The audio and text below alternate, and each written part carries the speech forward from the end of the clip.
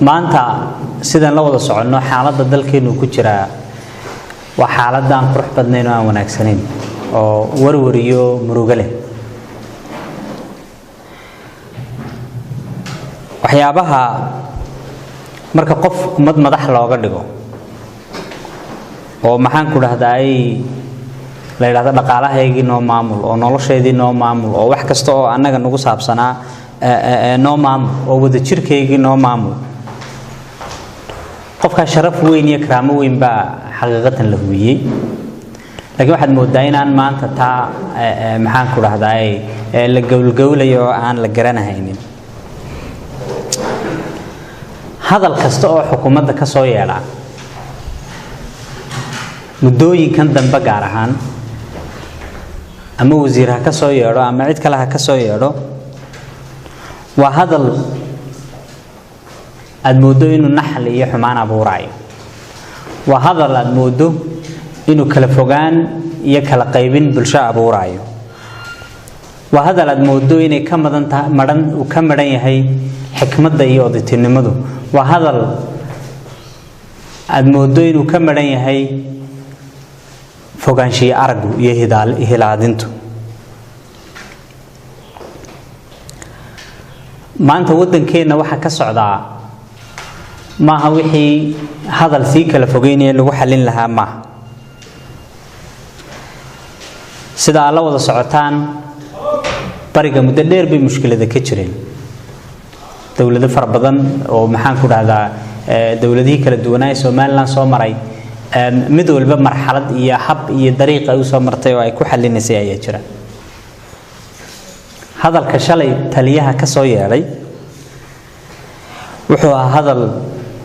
runtii dhiila leh shacabka reer Soomaaliland sida uga jawaabeena aad baan ugu faraxsanahay inaan maanta qof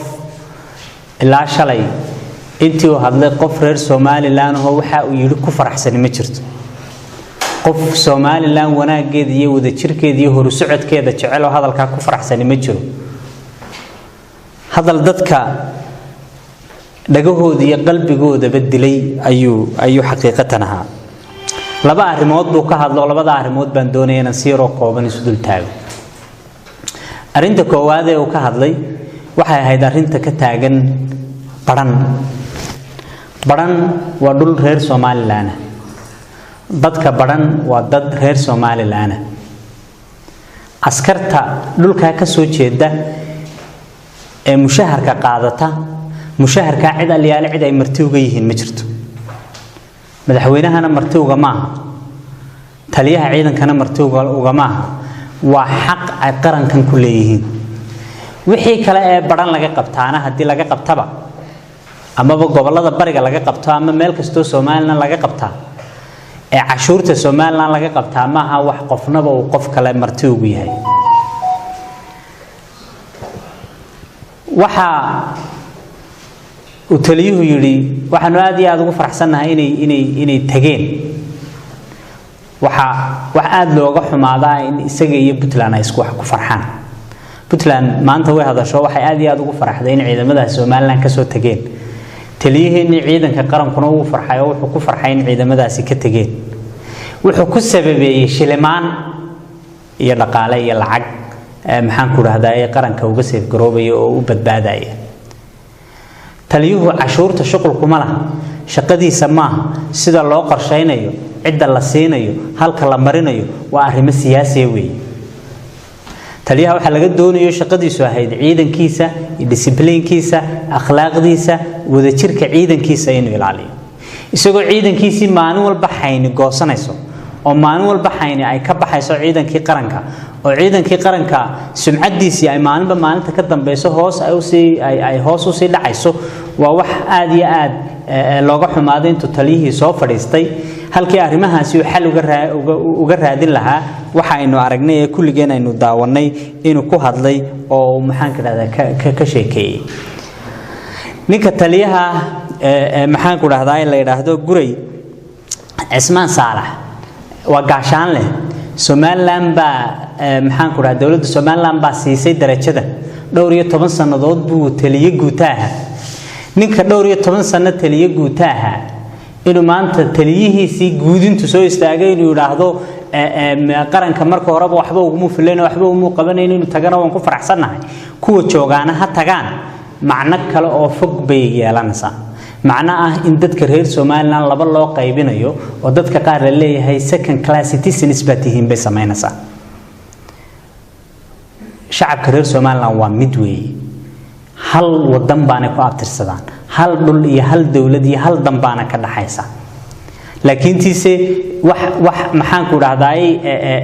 la yiraahdo adigu iska tag halkee buu leeyahay taga su'aasha aynu weydiinna waxa weey halkuu leeyahay dadkan taga halkay tagayaan wadad reer Soomaaliland dhashay markuu leeyahay kuwa joogaana ha tagaan ee fariinta u dirayo dadku la hadlaya waa ayo وينو رونهانتي أرنتاسي وكا جوابه أرنت لبعضه وكهاد له وحويان أرنت النبض يدنا إنك كورنيل عار اللي رادو محن كله هذا أضياش أي كده ودين أرنتاسي أنا أقول الله هذا أنت أنه هاي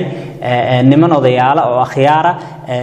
محن كله أيا مش تجي وده هذا الله يقولين نبض بيك كينين way hadleen nabad baan sidnaabay ilaahdeen Soomaaliland nabad baan uga sidnaabay ilaahdeen madaxweynaha ayaanu la sugaynaa ilaahdeen cid ay u sheegeen maxaan ku raahdaa termiska iyo waxyaabaha ay doonayaan in lagu heshiyo nabadaas ay ku unkanto ma jirto laakiin waxa maxaan ku raahdaa fajicisa ah isbaaradan uu nuux dhigay maxaan ku raahdaa nabadii bari laga soo waday isbaar u dhigtay isbaaradu ma isbaaro madaxweynuhu yiri dhigba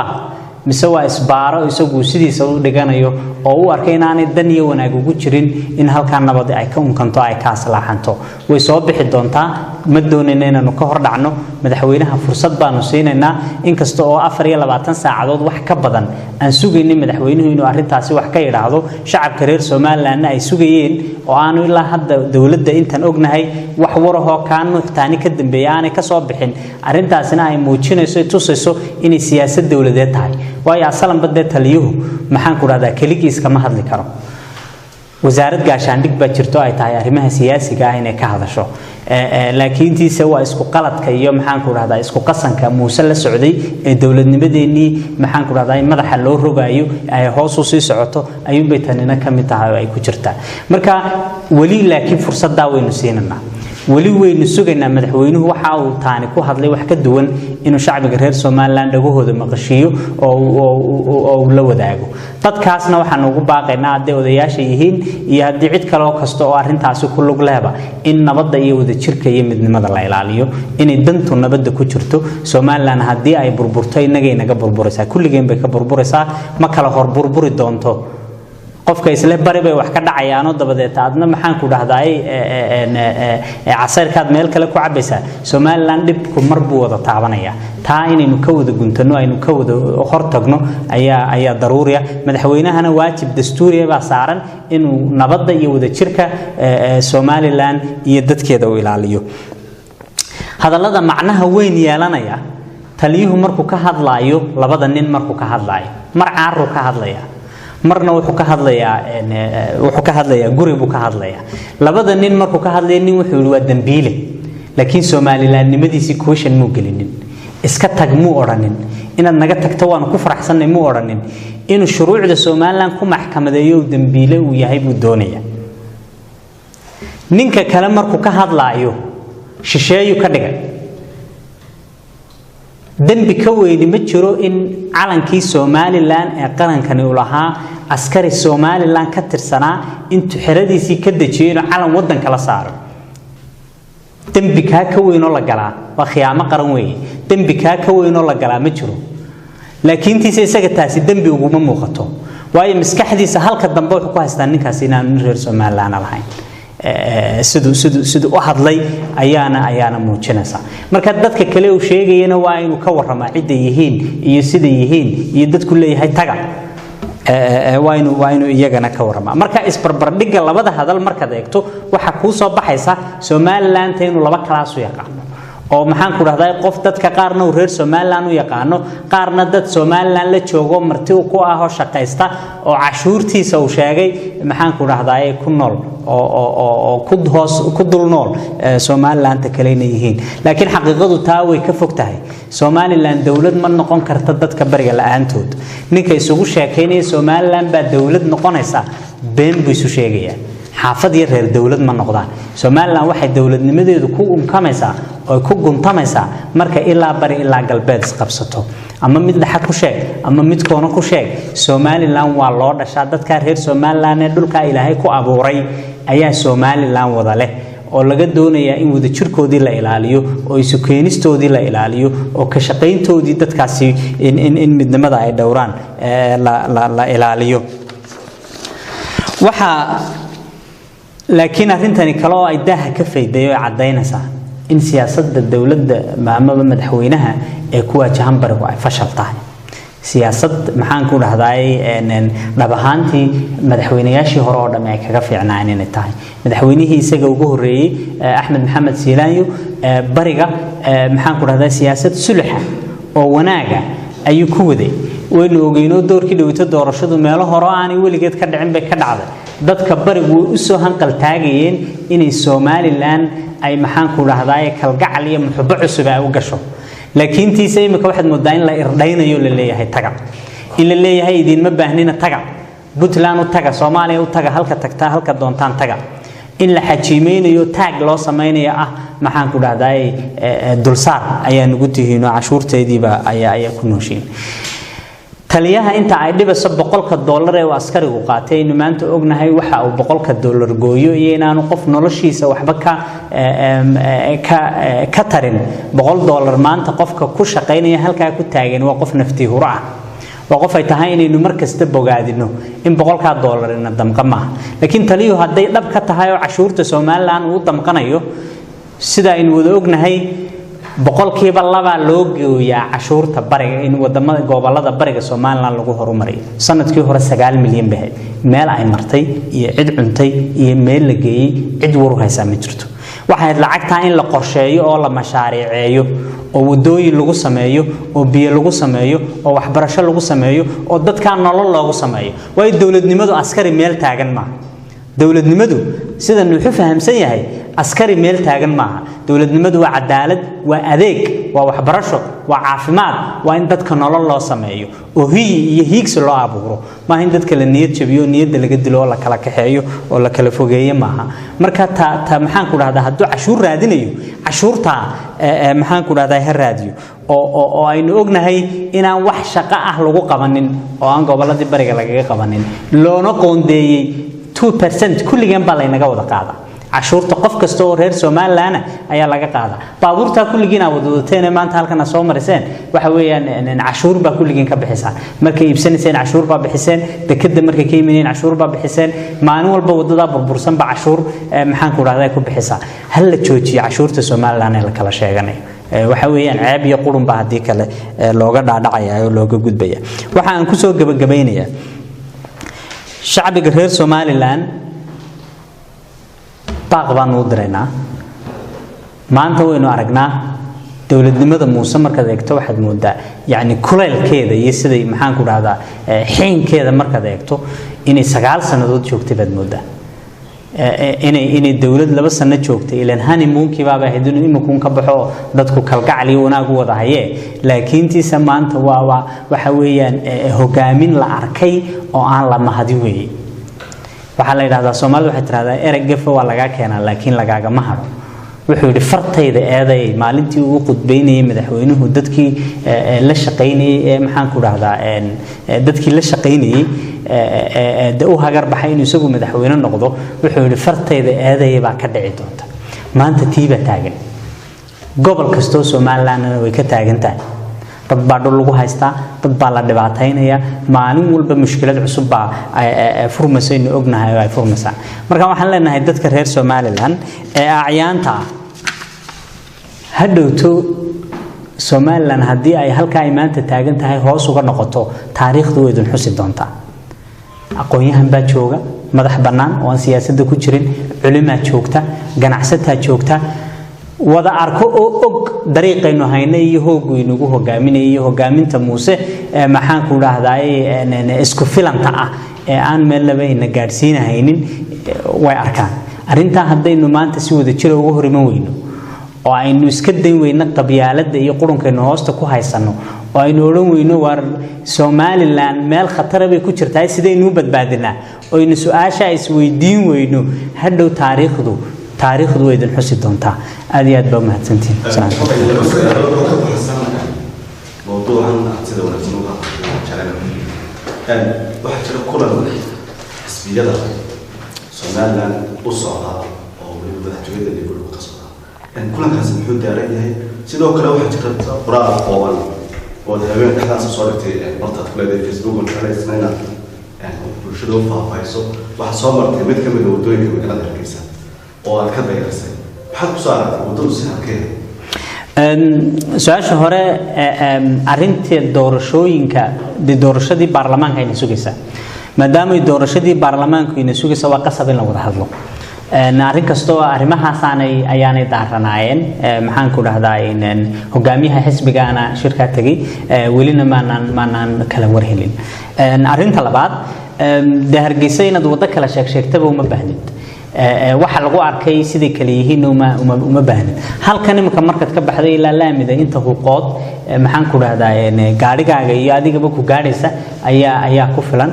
wadadaasi wadada Seenay bay ahayd maxaan ku dhahdaa arrimaha dawladaha hoosana mar baan jecelahay si fiican uga hadlo laakiin tiisa arintaasi waxay ahayd wadada Seenay bay ahayd